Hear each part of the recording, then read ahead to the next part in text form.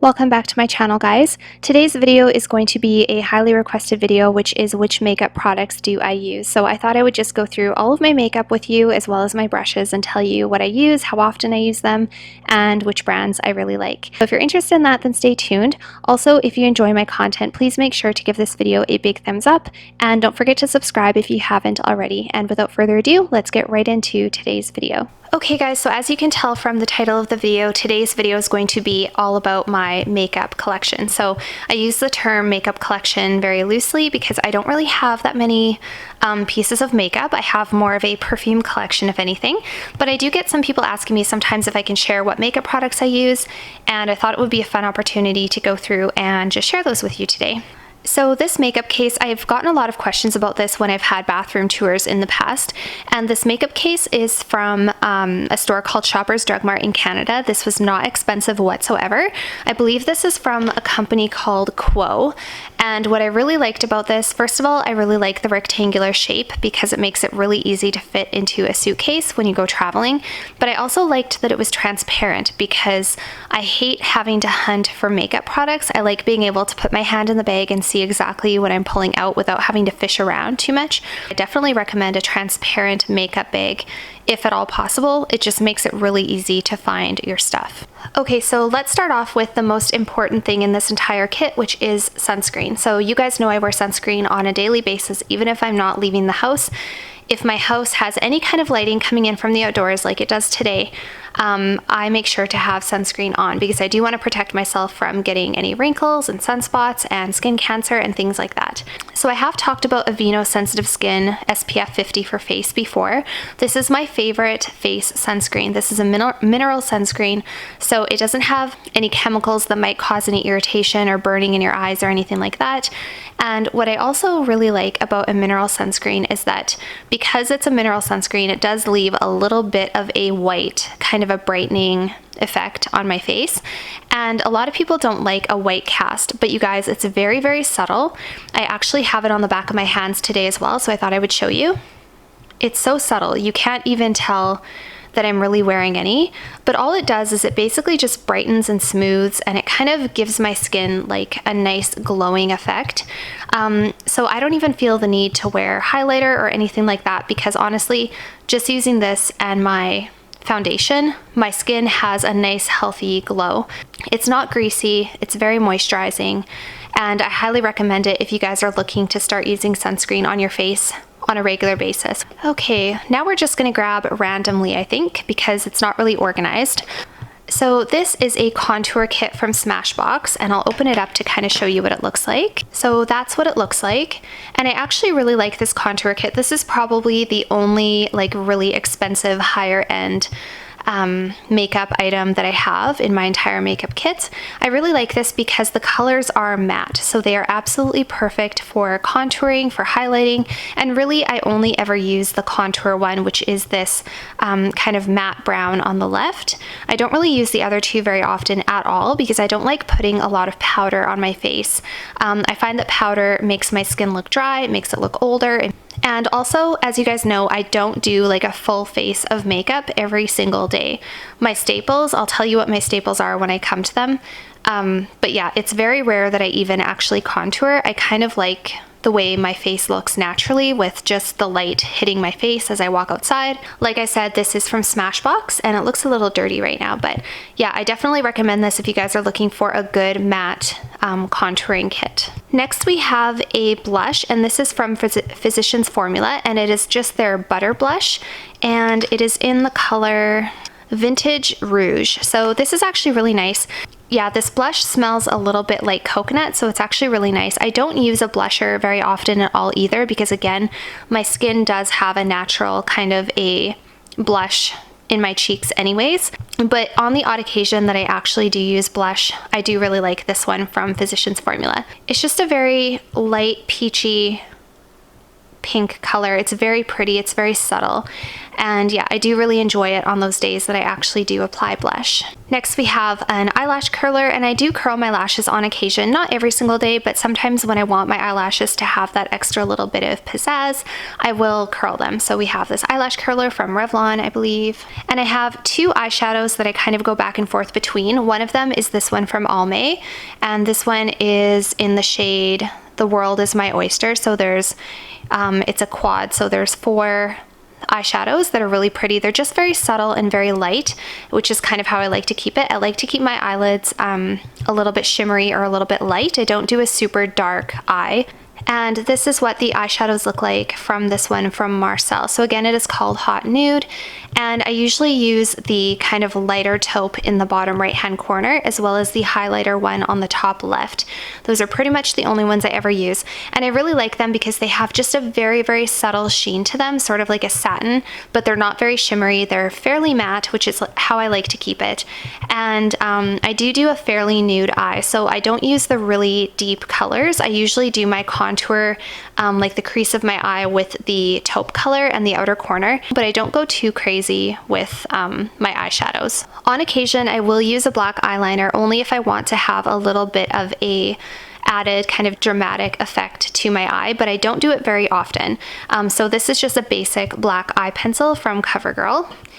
And because of that, I also have a eyeshadow sharpener as well. And I don't often use a primer. Usually all I use is foundation and sunscreen. But if I do have an occasion or we're going someplace fancy and I just want to make sure that I do look a little bit more put together and my skin looks a little bit more flawless, I will use a primer. So this is one that I've had for many years off and on. This is the Baby Skin from Maybelline, and I really like this one. This one is very non-greasy, and it just really smooths over my skin and gives it kind of a flawless effect. And because I don't use it very often, this lasts me for a really long time.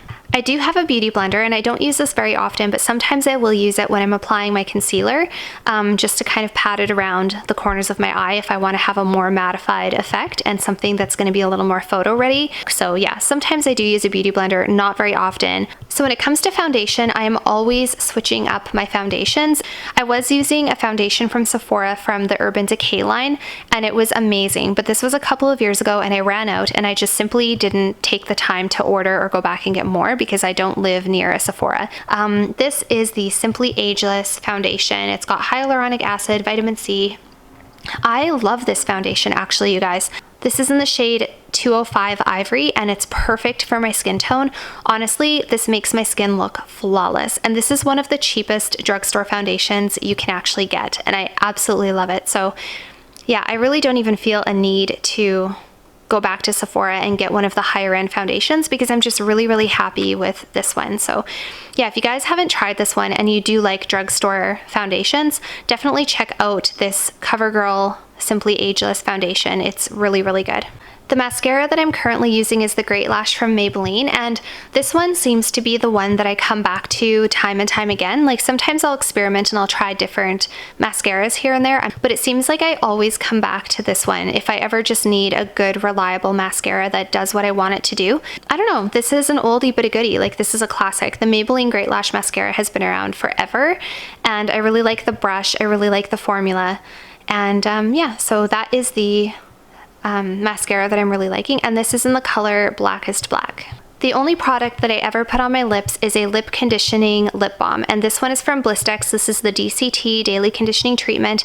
This one has SPF 20. I've talked about this in so many videos before. This is hands down my favorite lip balm of all time. But this is what it looks like. And it looks yellow in the container, but obviously when you put it on your lips, it's not yellow at all. But it's honestly really nice. I don't know, I like the way it makes my lips look. I like the way it makes my lips feel. It's not greasy. It has like a very subtle lip balmy kind of a taste and smell to it. It's just, I don't know, it's just perfect. I don't think they have ever come up with a better lip balm than this one. And I do like that it has SPF 20, and I do apply this probably 2 or 3 times throughout the day, so I'm always getting that protection on my lips, which I really like as well. And the last thing that I have for makeup is concealer, and I have two of them because one of them is brand new, the other one, as you can tell from the label, is old and it's starting to run out, so I just didn't want to run out. So this is probably the best concealer that I've ever found that works for my skin. Of course, I haven't tried all of the super high-end ones from Sephora, but I'm sorry you guys, I'm just not interested in spending $20, $30, $40 on a concealer when I can spend $12 or $13 and get something that works pretty good for me. I really like this concealer. This one is in the lightest shade that comes in this line. I'm not sure what that is, but it's the lightest one that comes in this line. And this is from Rimmel London, and it's the Stay Matte Soft Matte Concealer, full coverage. And I use this very sparingly. I usually put a little bit just down the bridge of my nose, just on the corners of my eyes, and I kind of just blend it in all around my eyes and down my nose, and it just gives me that kind of flawless, finished look, like my makeup is done. It covers any kind of dark circles that I might have, which I don't have very much, but I do have a little bit of skin discoloration kind of starting up on my cheekbones, like just where the sun would hit. So I use it to kind of conceal that a little bit as well, and it kind of doubles as a highlighter because it is very light. It's one shade lighter than my actual skin, so it kind of doubles as a highlighter, and because of that, I don't feel the need to have a highlighter, a bronzer, anything else in my kit. I pretty much just use the contour if I want any kind of like darker areas, and then I use the concealer for a little bit of a highlighter. So I keep it pretty minimal. Okay, so moving on to brushes, and this is my favorite thing because it looks really pretty. To be honest, I don't use all of these brushes all the time. Some of them almost never get used, but sometimes there's a time and a place for that certain kind of brush, and then when I don't have it, then it's a really big pain in the butt. So I would like to minimize them a little bit, but unfortunately there does come a time when I do need each and every single brush that's in here. So let's just start off in no particular order. This one here is probably my most used brush, and this is my foundation brush. So I apologize, I don't know who made this, and yeah, I just really like this kind of dense brush. It's kind of like a stippling brush, and I really like it for applying my foundation. I find that it just really buffs out my foundation really well and gives me a flawless kind of an airbrushed look.